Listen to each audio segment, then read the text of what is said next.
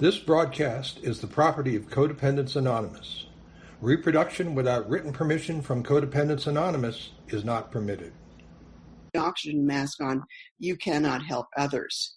That's a lesson that I have to keep reminding myself of, is that if I'm not taking care of myself, I'm no good to anyone else. And case in point now, it's like, I'm getting hit left and right from different directions about self-care. Ever since Linda asked me to talk about self-care, I've just kind of put it in the back of my mind about, okay, what direction could this take? I don't ever prepare anything written. I just let HP kind of guide me along the way. And so 2 weeks ago, I got a urgent call from family. I live in Las Vegas. My family lives in San Diego.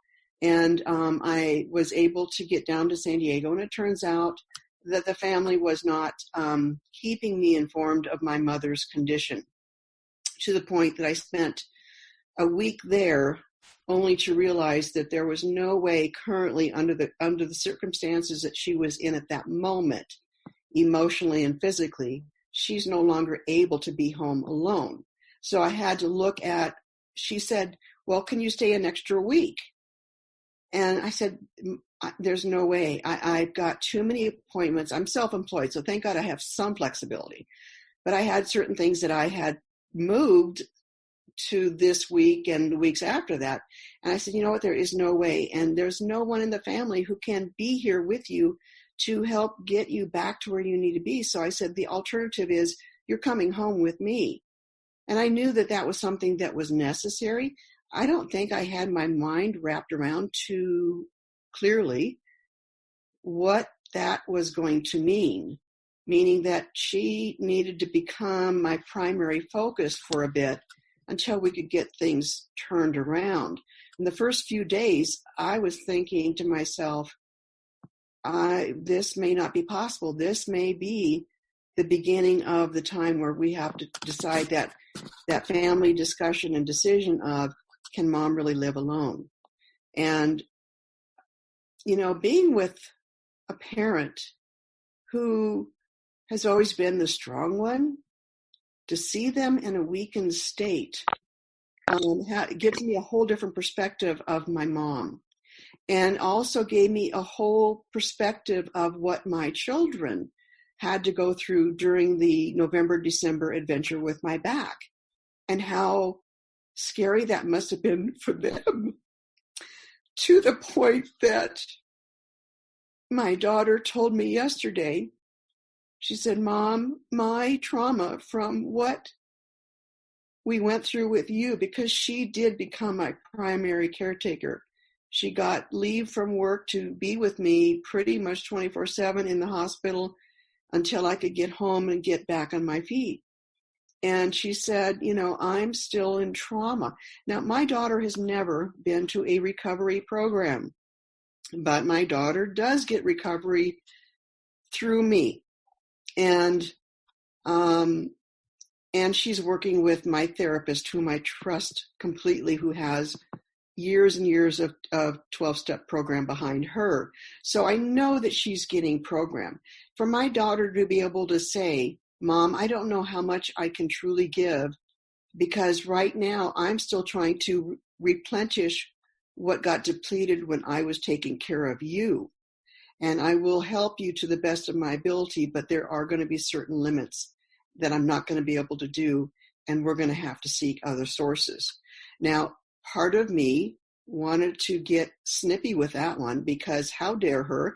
She's my daughter. This is her grandmother, and she better, just show up, shape up, ship up, and show up, which is what I was taught.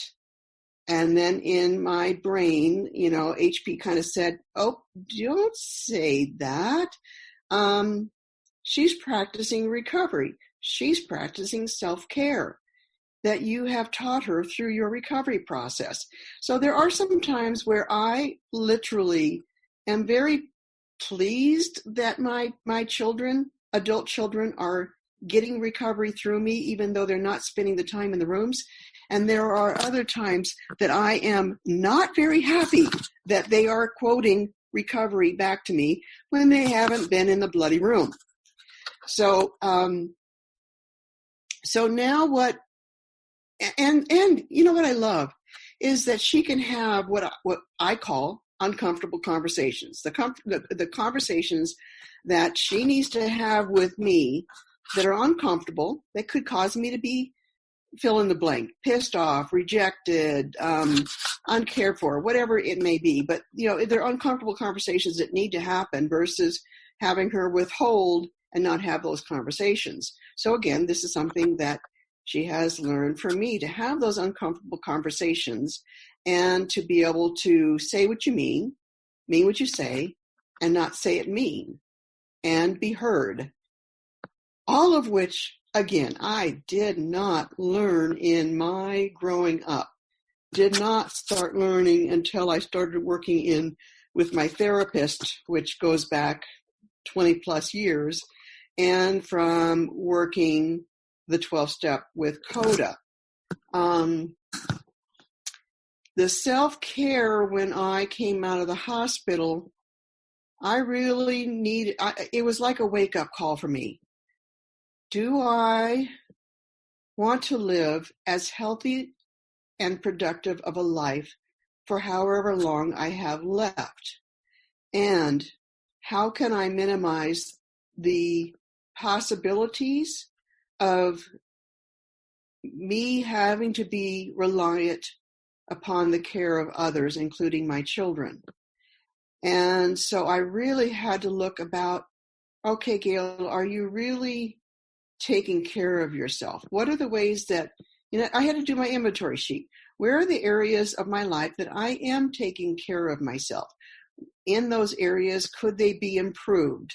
Okay, what are the areas I have not really been taking care of myself, or in other words, honoring this vessel that God has given me for this lifetime?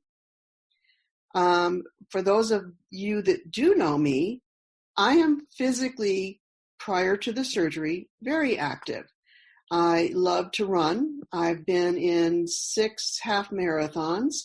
Every half marathon I do, I start off real strong. Halfway through, I think, what the freakus am I doing here? And then I somehow finish, and then I'm absolutely ecstatic that I pushed through and made it to where I needed to get to. I love to dance, so I can go dancing with my friends, country dancing mostly, and I'll get a 2-hour, 3-hour workout to the point that by the time I walk out of the dance hall, I know I've had my workout. That's a good night of dancing. During the injury and prior to the surgery, my dancing and my running got curtailed. I was requested by my physician to not run. Okay, that was a hard enough one. And then little by little, my body was saying, you can't dance anymore. This is not going to happen unless you do something different. That thing of insanity, definition of sanity is doing the same thing over and over again, thinking that you're going to get different results. Well, my body was proving that, okay, I'll give you 2 hours of dancing. Okay, I'll give you 1 hour dancing. And it got down to, you got a half hour dancing and you better get to the car because you're in so much pain. You can't control the pain nor the sobbing. That's when I knew something had to happen. So that's when we agreed to go ahead and do the surgery. Luckily, I did my research and God really gave me the perfect neurosurgeon to do what needed to be done and to be not overzealous and yet be diligent, because my body proposed complications that were very difficult for him to figure out. We ended up having a really great relationship, that we call it the bedside manner of the physician. When your physician will sit on the bed and talk to you heart to heart and have the uncomfortable conversations that most patients don't want to have, but that I would force. Okay, doc, if we do this, then if this happens, if this doesn't work, what's the next step? I want to know, where is your brain going to? Because my solution is you got to keep doing this until you figure out the solution, and I'm not going to settle for anything less. I want my life back. I want to be physically able to go back to the running, go back to my dancing, because those are the things that give me joy and pleasure, and the hiking, all the things that I was totally limited for a good 6 months prior to the surgery. And that's what I wanted. And I kept telling HP, I don't know what you got planned here, but this is my plan. And you need to figure out how this plan's going to work. Because on top of that, I have an issue with vertigo. And my vertigo is triggered by many different things. And because of the physical therapy I went to for the vertigo, I was taught how to catch the triggers, minimize the triggers, and back down the vertigo. Okay, well, here are the ways that I get to back down my vertigo. Running, dancing, hiking, twirling, things like that. I wasn't able to do that. So even my vertigo was up. Now when I have vertigo, I have massive migraines. I have insomnia.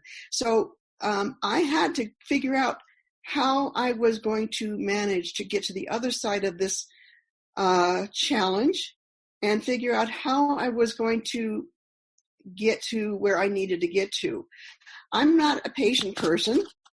I want it now. And I'm not very pleased when I don't get my way now. So I also had to learn patience in this process. I had to learn that, no, Gail, you can't do that. If it's heavier or bigger than a gallon of milk, you're not allowed to do it. I had to do things like have a walker in my home. I had to have I used to call it my mom's grab bar. You know, the thing that if you can't reach over and bend something and pick something up, you had to have that claw. All right, I've got claws in my house. I never thought I'd have claws in my house. I had to, the first 2 weeks of coming home from the hospital the final time, I wasn't allowed to get my own showers. I had to have my daughter here. All right, that is so humbling to have to take so much care from other people. And yet it was a great experience for my daughter and I to bond in very special private ways that I really didn't want her to have to go through, but thank God she did. Now becoming the caretaker for my mom, while I know to not take anyone else's inventory, I can witness what has led her to where she is. She comes from the upbringing and the generation of don't talk, don't tell, stuff the emotions. If something's going on, just bag it up and move on. Okay, that's what I learned from my family. And so I have been able to be a gentle witness of my mother throughout my recovery process, to be different in her witnessing me in my growth, in my changes. I've attempted to get her to 12-step.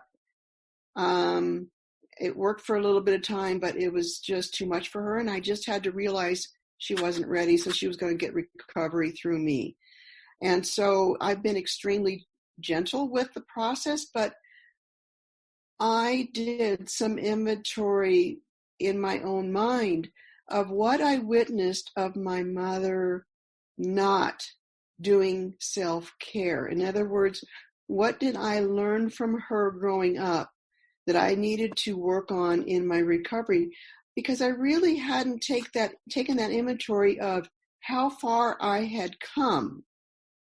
So when I do get to witness my family of origin, and especially my mother, I get to be reminded on a constant basis of how far I have come, not from a place of judgment, but from a place of gratitude. And now I am gently working with my mother to say, okay, your goal is to be self-sufficient, to once again be able to live in your home alone. And the family has had the group conscious conversations and decisions that we really need to be more aware and more recognizing your limitations, how we can assist you in still maintaining a level of independence that you wish to have, and also protecting you from any harm that can come because you are living alone.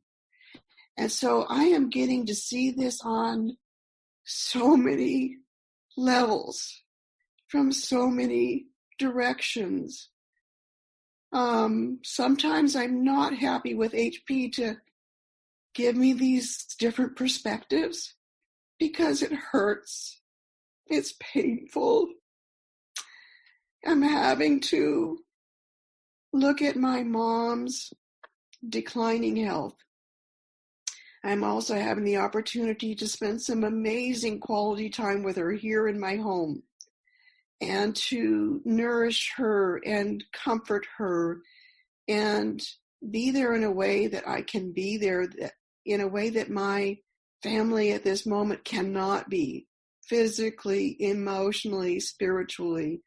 None of my family has done recovery.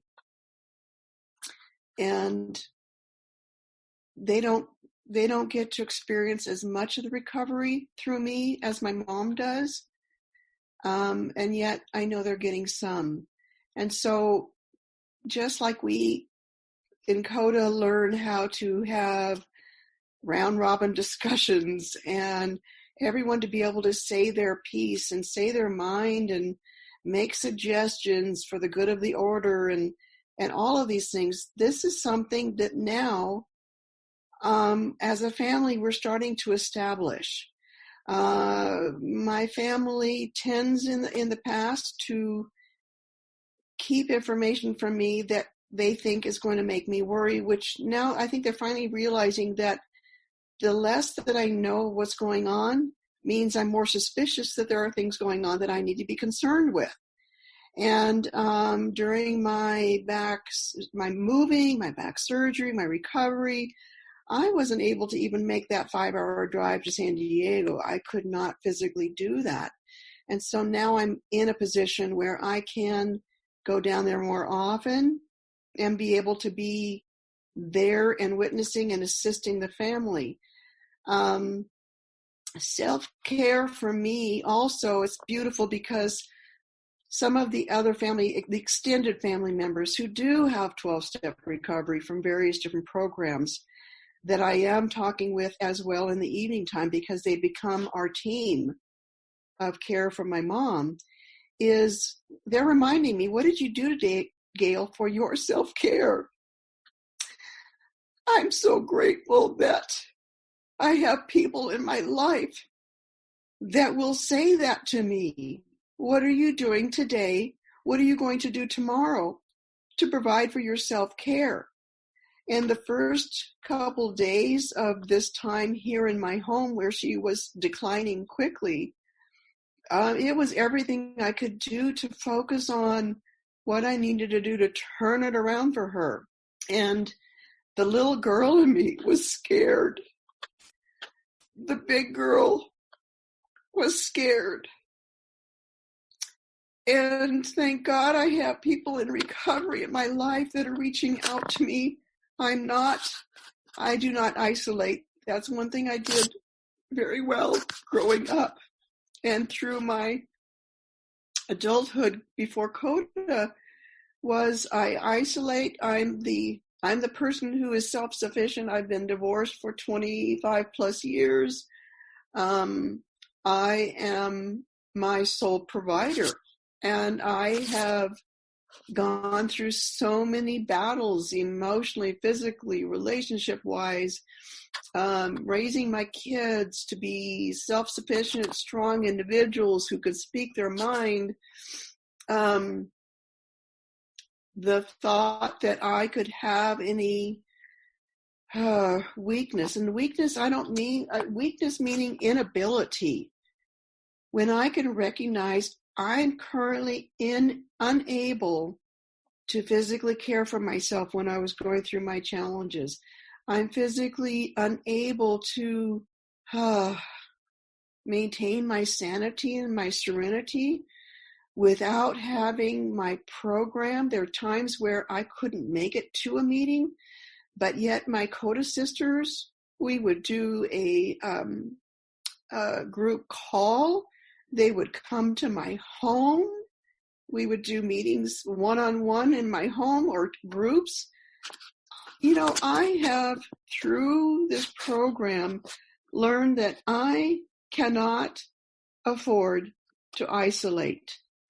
I cannot afford to not be vulnerable and share with trustworthy individuals what I need, even if I'm only asking for prayers. And that sounds so minimal, but for me, it's huge because it means that I'm not alone.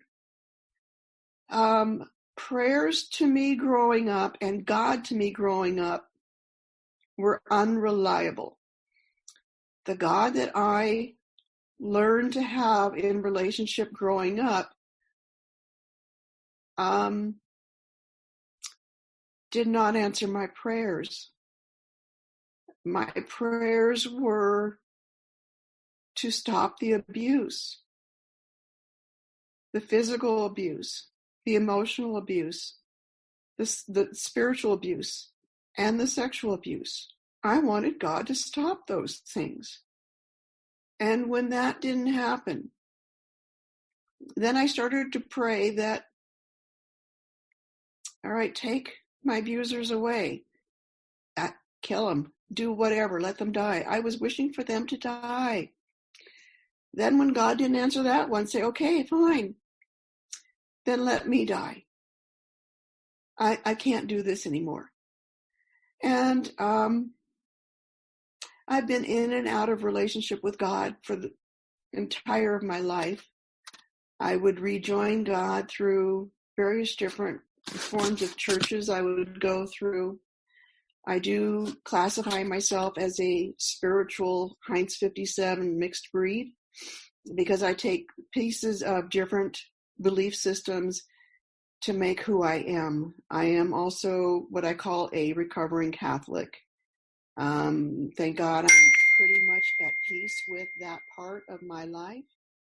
I can now go into a Catholic church and I can attend service with my mother, which I know gives her joy, and I can do that for her without my skin crawling. My God is not in a building. It's everywhere that I am. I can have the most glorious meditations, awarenesses, messages when I'm running, when I'm gardening, when I'm hiking.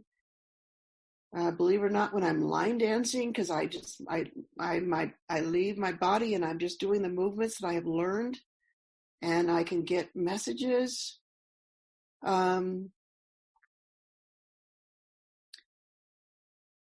I did. I'm trying to think. This is now going on 8 months ago. Yeah, 8 months ago on the 24th. I don't know what our date is. Okay. Happy birthday, Gail. 8 months ago on the 24th, my therapist had a intervention with me, and I started AA. So that was my secondary 12-step program for me to start.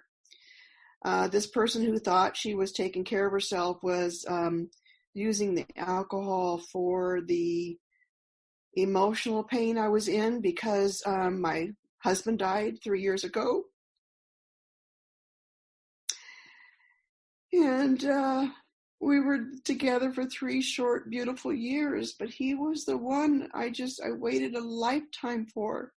And I could not believe the joy, the happiness, and, knowing that we were spending the rest of our lives together. I didn't realize that he was the one spending the rest of his life with me, and that I wouldn't spend the rest of my life with him. He is still with me in spirit. I still hear him. I still feel him. He still gives me my little signs that I know it's him. But when he died, slowly the daily needing to numb out through alcohol became my source. So I got to find out and really come to realization of that part of my life, the emotional pain. I was not doing as much self-care as I could. I was in a grief group. I met with them 3 times a month. I was doing the grief work with my therapist, but at nighttime I was self-medicating, and it was starting to cause physical, medical harm to me. So that is another area of my life I needed to really look at to say, okay, this is not really self-care. This is slowly me killing myself, letting go. And I had to come to a place of recognizing and making a conscious decision with the aid of my therapist, my sponsor, and my higher power.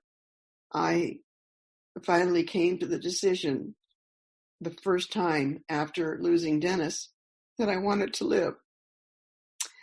And that I not only wanted to live, I wanted to live as healthy of a life, emotionally, physically, spiritually, as I possibly could. And that I wasn't willing to go down the path of the self-care that was shown to me by witnessing my mother. So for me, self-care, what does that look like on a daily basis for me, even on a moment-to-moment basis with me? It can be something as minimally as Facebook. I've got so many amazing friends on Facebook who have encouraged and supported me, who I've been allowed to be, in their lives in ways other than just surfacey. And in other words, I know what's going on in their life. It's, how can I be there for you if people pass away or someone's passing away, or, I understand that pain of losing a sibling, because my young brother passed away in 2010. And this is a big part of my mother's continued grieving, that she's really not done. And so I continue to work with my grief groups. Every single day I'm reading or doing something in one of my 12-step books. I'm doing daily inventory. I'm making sure that everything that I experience, whether it's a conversation or whatever, that I leave whomever in a better place than they were, even if it's just a smile and a thank you to the person who's checking me out at a grocery store.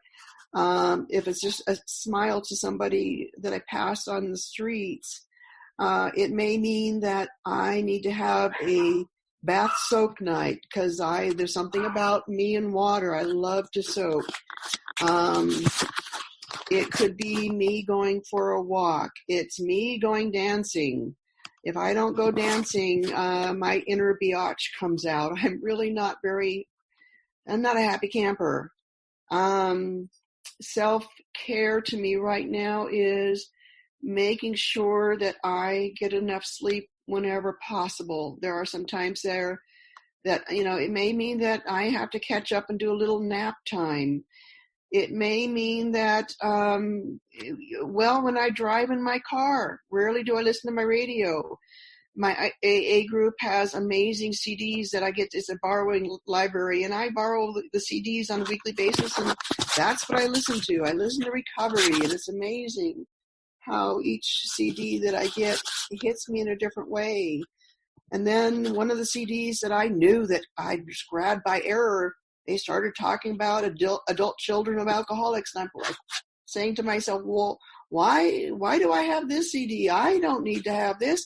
I'm not an adult of a child, of an alcoholic family. And I'm having this conversation with HP, like, okay, what is your plan here? What did you want me to see here? I don't think I need to listen to this. And the message was very clear. Yeah, you need to listen to the CD. Within 5-10 minutes, I recognized why I needed to listen to that CD. And so guess what? Now I have a third 12-step program that is kind of rounding me out, which is adult children of alcoholics and dysfunctional families. I didn't realize that the and dysfunctional families was part of it. It's a whole different place, a different direction for me to look at my wounded child and to not blame my upbringing for the codependent behaviors or the coping skills, as I call it, that I created to form. And so it's allowing me to really nurture and love the little girl, to give her a lot of credit for all of the coping skills that she created along the way to help her to survive, literally to survive. And then thank God that I stumbled into CoDA. That I got into CoDA through the back door. I had some addicts in my life, and I knew that if I went to AA and NA, I was going to figure out how to fix those addicts in my life, right? Okay, well, that just pissed off those addicts, and thank God for I think it was the Al-Anon. I finally, AA and NA basically told me I was in the wrong place, and I needed to go to Al-Anon, Nar-Anon. So I went to Al-Anon and Nar-Anon, and I got a really good home group, and I got a sponsor in Al-Anon.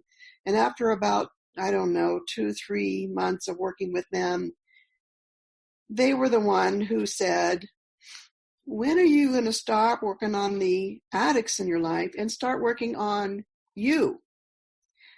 You might be looking at some codependent behaviors.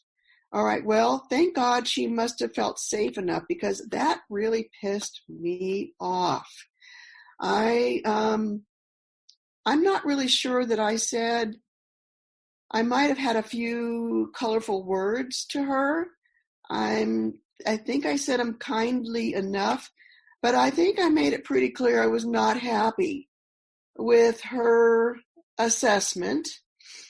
And then she said, do you trust me? I said, right now, I'm not really sure. She says, would you please, I want you to go to 2 or 3 CoDA meetings and just see if it fits.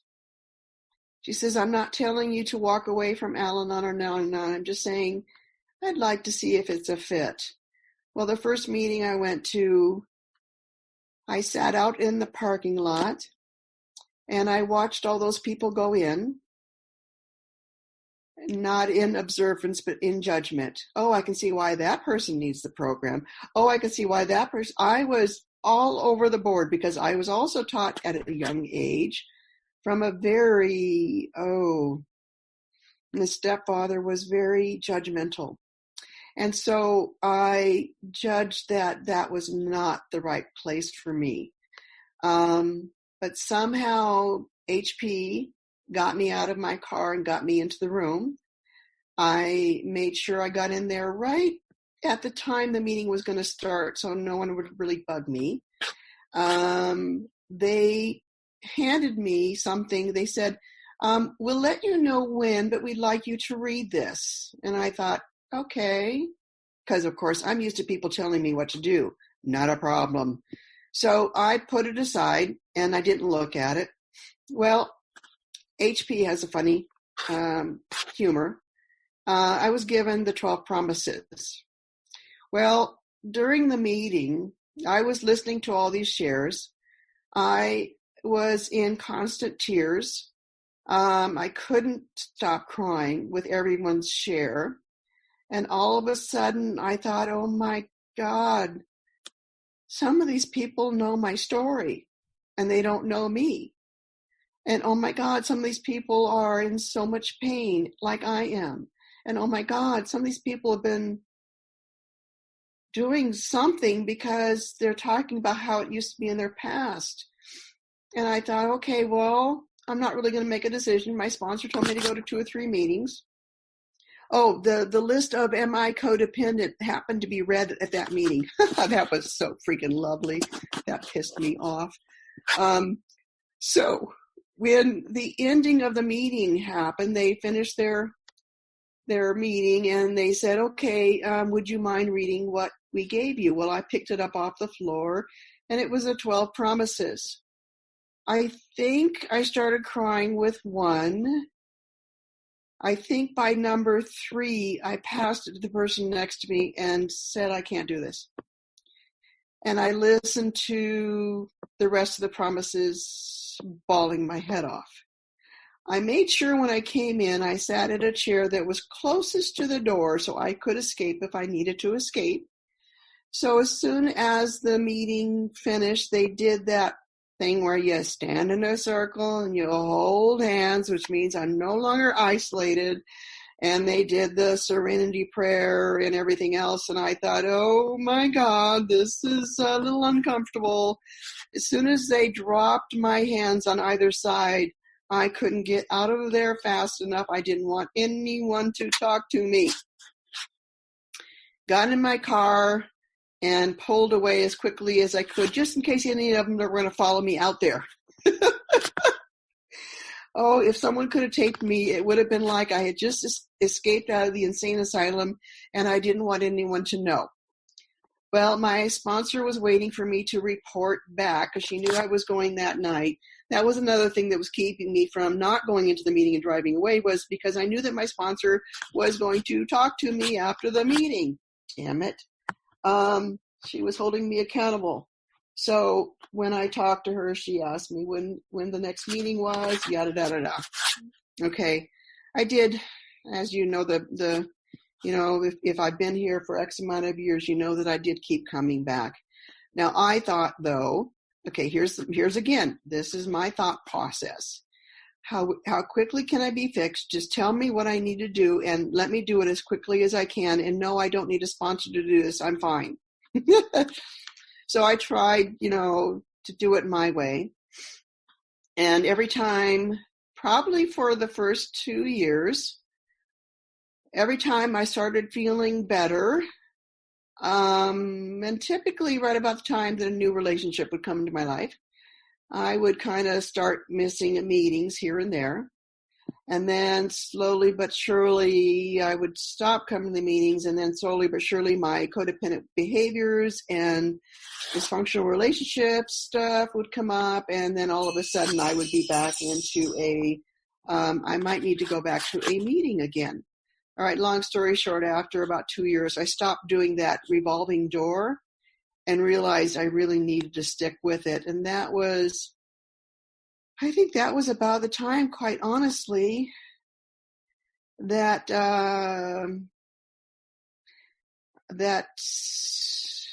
we introduced in Las Vegas the idea of having an intergroup. I think that was when I met someone by the initials of LB, who is absolutely precious and a treasure in my heart,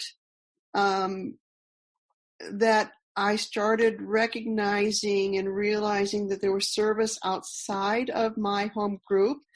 And of course, in my home group, because I'm also a recovering control addict, I have controlled and managed just about every position within my home group, and typically multiple positions, because of course no one else wanted to step up or could do it the way I was doing it.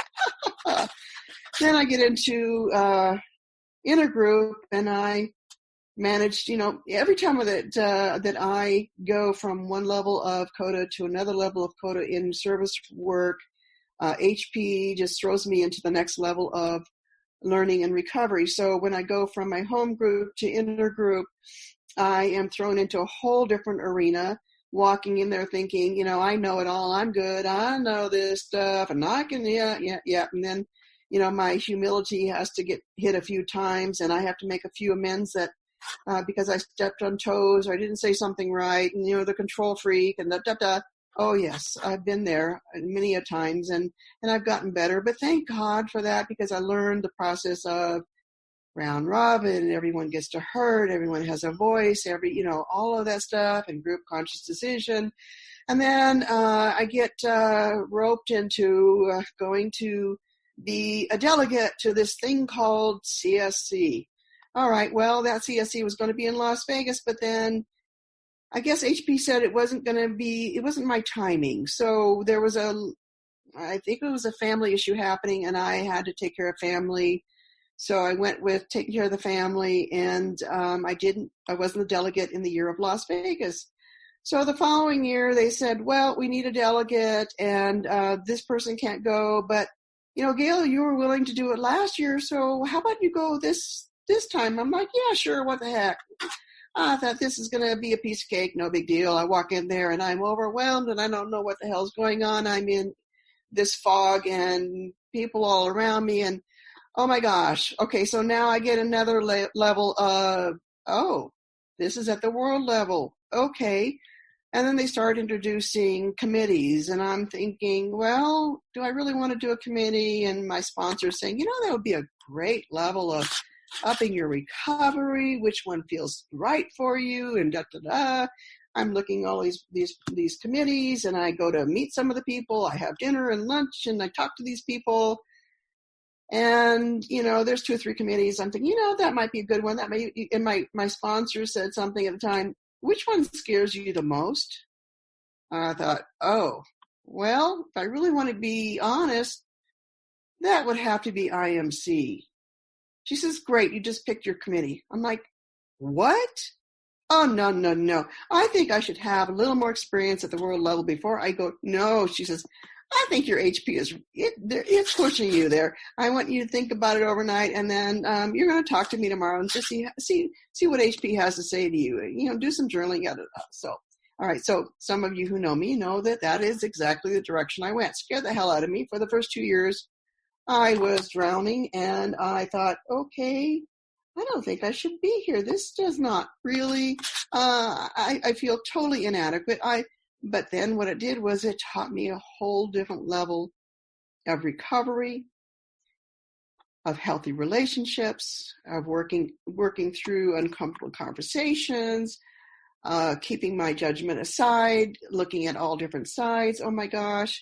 And then ultimately self-care, because individuals at the world level, they can call me on my stuff really quickly, and they have permission to do so. And so when they see or suspect that my self-care may not be what it could be, they have permission to say things like, what are you doing for your self-care? They're not taking my inventory. They're just saying, what are you doing for your self-care? What are you doing for your self-care? To the point that every time they say it, I'm like, shit, I hate when they do that. So now before they can say that, I say, okay, for my self-care, this is what I've been doing lately. So now I'm much, much more aware of where I am. I'm realizing that I have 5 minutes to spare of the hour. What I'm getting from HP is for me to wrap up and to open up if anyone wishes to share or ask a question or whatever. So with that, thank you so much for allowing me to share with you, because it has been healing for me. I know every time that the tears come up that there's another layer of healing that is happening. And sometimes I know what it is, and sometimes later on I figure it out. So thank you for allowing me to have this process and to be with you at this level. And with that, I pass.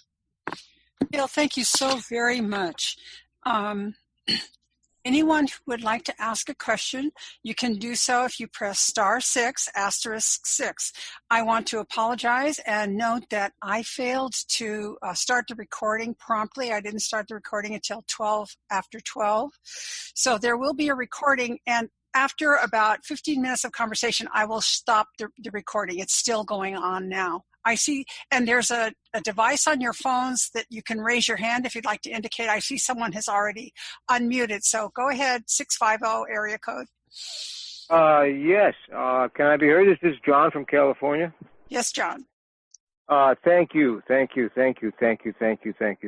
cannot say that enough times. Gail and all of you who made this hour possible. That is, you just, my God. I'm wondering at this point if you're my twin sister that I've never heard of. My question, self-care in the face of, let me see what my question is. So, geez, God bless you, Gail. Every word just shaking here at the moment. I get to my question. I got a million of them, but let me ask one, if I can find one. Okay, so my mom was dying. I live in the San Francisco Bay Area. I'm 68 years old almost. Will be this year. I'm a compulsive caretaker, not in a good way, but working on it, getting better at it. I'm an anorexic and recovering. I'm beginning to eat because I lost a third of my body weight during the prolonged dying process of my mother, and for various reasons. My whole life I've been an undereater or a faster, and then on top of it, never mind. Anorexia is handed. Thank you. You know who you are on the line, who has made me look at that and told me that I was killing myself. And that got my attention. I said, yeah, I do know I'm killing myself slowly by not eating. Thank you. You know who you are, your sister. So my question, so when I get those calls, I have a family like very much, very similar in many ways, Gail. My family has a rule, golden rule, everybody has to follow it. Never tell anybody anything that causes them worry, concern. My two younger sisters, I am the oldest. My younger cousins, I am still the oldest. And we lost our moms and our aunts all in one clump. And yesterday, one of my closest friends in my neighborhood, her son killed herself, 20-year-old kid, The day before that, my best friend growing up from childhood, his mom died unexpectedly. Of course, she's 94. People 94 tend to die. So my question is this. I'm actually getting to it. So please hang in here with me. It's really important to me. When I got that call saying, Johnny, we need you, come, please, and I'm in the middle of trying to recover, trying to get well, and how I got the CoDA was my bereavement counselor from my mother's hospice organization, Reverend Wonderful Jonathan, said, John, I want you to check out this CoDA.org website and find a phone meeting, because I couldn't leave my house. I was sick in my own physical ways, couldn't walk, couldn't do certain things. So I could do a phone meeting. He said, I want you to do one meeting, and I'll check in on you next week, same time, same place. It was like 30-minute calls. I said, okay, I'll check it out. And that's how I started in CoDA 14, 15 months ago, early February. So anyway, I get this call from my mother, regular calls. I'm on high alert, 24/7. The phone is at my side, waiting for the moment. And it's been a 5-year dying process, and it's prolonged, and she's been expected to die, and she's not dying, and she's in hospice. Okay, long story short, shorter. I'm going to give this my best shot at wrapping this up and getting to the question. So I get the call many times, John, we need you. We can't make this decision about morphine without you here. You're the oldest, about medical stuff. We can't make this decision, morphine or not morphine, at this moment. So, I can't. I got to do self-care. I shouldn't be driving. I haven't eaten. I haven't slept. I haven't whatever. I'm there. I'm getting in my car. So I'll be there in 30 minutes. And I speed, and I put my life at risk. And I won't even say how fast I was going, because I'm too embarrassed about it. Anyway, I don't have that genetic or programming. It's not genetic, because I don't want to blame my genetics. It's a very clear program that says, when the woman, your mother, who brought you into this world, is on her deathbed, you go. I don't care if you got to do self-care. You screw this CoDA stuff, screw this eating stuff. Nobody's got time for anything but jump in that car and get up there and help your mother leave this world because she helped you come into this world. Okay, that's my question. How the heck am I supposed to do self-care? Yeah, I'm not mad or anything. I'm just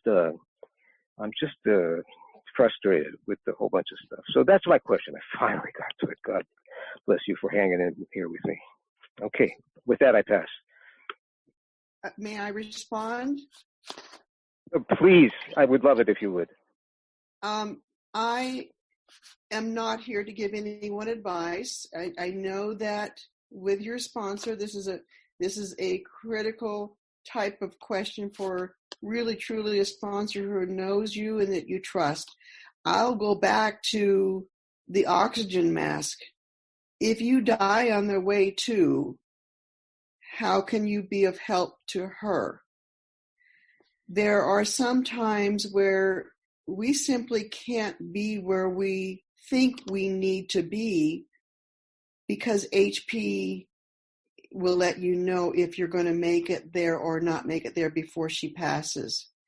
I totally understand. When we got the call that my brother was basically on life support, I couldn't get there fast enough.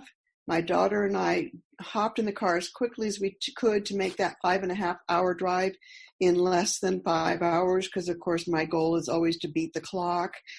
But it was funny because even then in my recovery, I might, when I drive to San Diego, I might see 2, possibly at the most, highway patrol.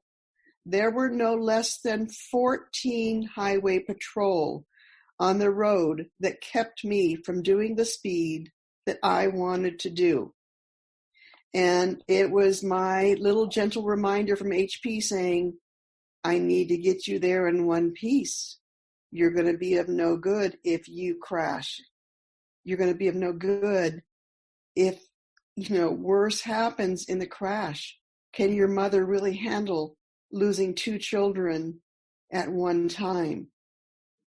And so I will be honest and say that there are times, yes, automatic pilot, because of circumstances, will happen. And all of a sudden that automatic pilot flight or fight or flight is going to come in. And when I know for me, when I say, oh, I don't really need a meeting tonight. Oh, it's okay. This is only the second meeting I'm going to miss. Or I can't remember your words, but your words were screw CoDA, screw recovery right now. All right. That's, to me, when those things happen, those are my red flags. And it took a long time for me to recognize yellow and red flags, as I call them. That, the little warnings that happen. If you're at a stoplight, there's 3 lights. There's green, there's yellow, and there's red. Green means keep going, it's good to go. Yellow is, it's kind of cautionary. You may need to start slowing down. Or for me, the yellow with my compulsive behavior is the yellow means speed up, go faster, get through that light before it turns red. And then if it's red, I can sit there forever. And if there's no cars coming, I might just go. All right, well, that's not necessarily wise or healthy. So self-care has to come first if you're going to be of any benefit to your mother or anyone else. With that, I pass. Thank you, Gail. Thank you so much. I saw someone else with a question. Don?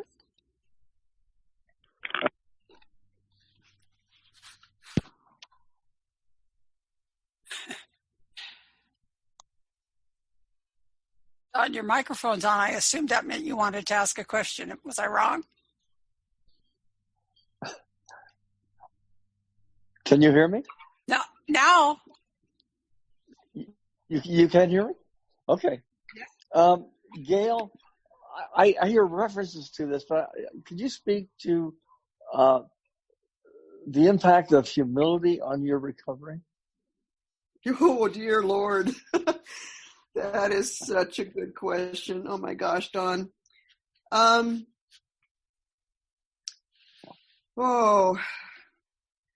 I recognize when I need to, it's like there's like a barometer in my body now from recovery.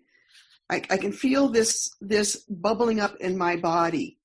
It's almost like a pot of water that's starting to boil, starting to bubble, and it's still on the flame, and the bubbles are getting higher and higher, and it's really going to a full bubble or full boil.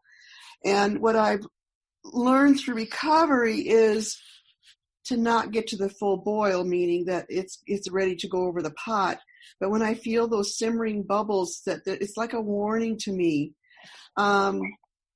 It's like when I feel, I did this with someone where I called them and I said, I'm not sure if I owe you an amends, but I feel like I do. And I need to make sure that my relationship with you is clean, meaning that there's nothing that's unsaid that needs to be said, because I need this relationship to be clean and healthy and whole, because I love you so much. And I want to make sure we're okay. And there are times, especially like if I'm not at 100% peaceful place, and I do an email or I do a phone call or I do a whatever, and later on I just feel that bubbling up in my body, like something's not right, and I have to go back and do like a little quick inventory. What is this about, HP? Tell me what's going on, because clearly there's something not right. Normally it means that there's an amends or something that I need to do. And it's always humorous to me when I have to laugh at HP when I realize that, especially in my service at world level, where I need to make an amends. Oh my gosh, I overstepped a boundary. I took someone's inventory. I offered advice when they didn't ask for the advice. Oh my gosh, some of the things. And, it's really humble when I have to go. I say I have to. I have to because it is for my sanity, my recovery. I have to do these things. If I didn't care about my recovery, I could say, I'll bet you, they probably didn't catch it. If they don't say anything, it's probably okay. But that's not who I've become through recovery. And so my humility sometimes is going to a person on the phone, in the email, in person, however. There was a tape I heard said, how did you do the deed that needs the amends? Was it done in person? Was it done by phone? Was it done by email? And it's best to at least do it in that form, if not better, when you're doing the amends. And so I humble myself to say, you know what? I didn't talk to you right. I didn't speak to you in a way that you deserved. I don't use any excuses. I don't go to, I didn't get enough sleep last night. I've really been stressed out. I don't offer any of those excuses. I go to, oh my gosh, you didn't deserve that. You deserve something so much better. And I am so sorry that I've done this. And I will continue to work on this. And I give you permission, if you ever see me doing this, call me on it, because that's the kind of relationship I want with you, that we can be that way, two ways. Now, I do that to the level of the people that I trust, to the level that I trust them and I know them. It could be simply, I apologize because I think I overstepped my boundary and I could have done that differently. If I was to do it today, here's how I would have said it. And it could be in the form of an email. And I don't look for the response. If I don't get a response, I'm okay. I just, I've done my amends. I put it out there. I'm good. Thank you, God. And I'm open to continue the process if it's necessary with whomever the individual is. And that's something growing up I would have never done. because I didn't learn it.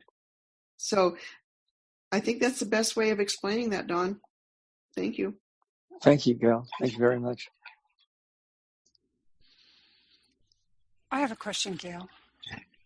Okay.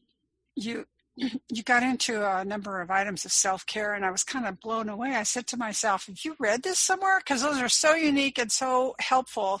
I just wondered if you'd ever considered circulating a list like that. It was very helpful. Thank you.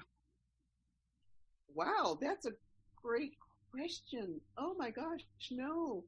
That, like I said, when I do talks, I don't really, I don't figure out what I'm going to say in advance. I just, HP, here's our topic. You tell me what to say, and I say them. And I think what it is, quite honestly, Linda, is that through the program, through my therapist who hounds me on self-care, my CoDA sisters and brothers, I just learned this. And then what I have started doing, I think more so because of the predicament that I was in with the back surgery and recovery, and because now I'm witnessing my mother, I'm saying to myself, how can I take care of me better?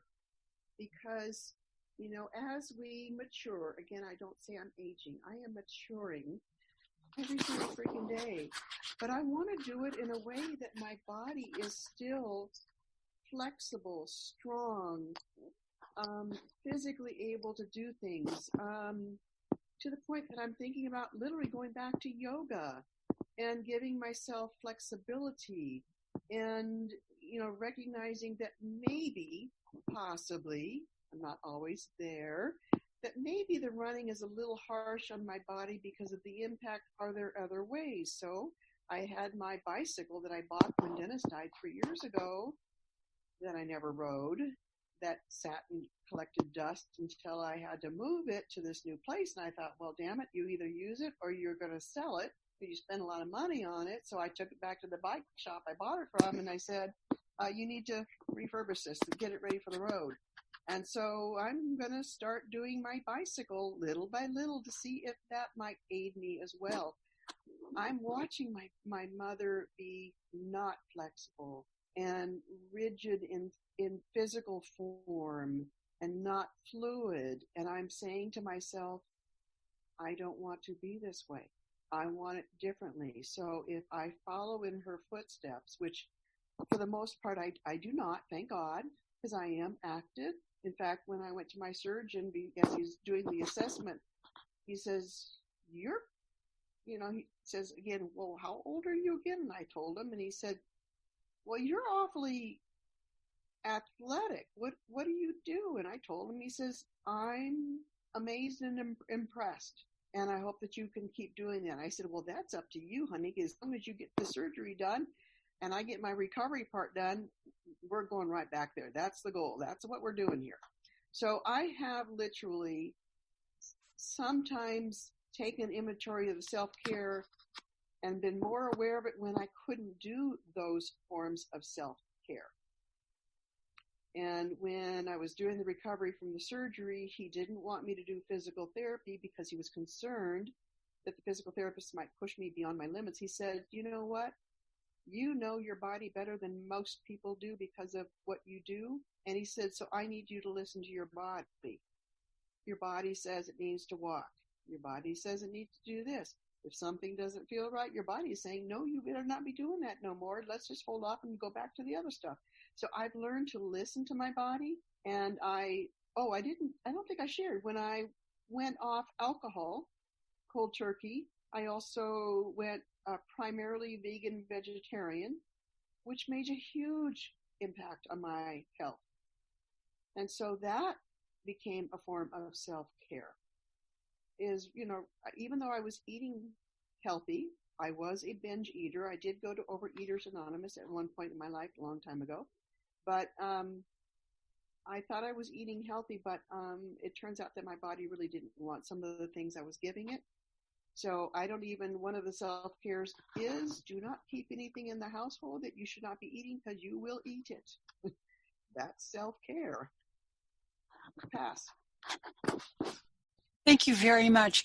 What I'm going to do now is stop the recording so that if anybody has been holding off on answering questions, we'll enter the coffee hour point. I'll stop it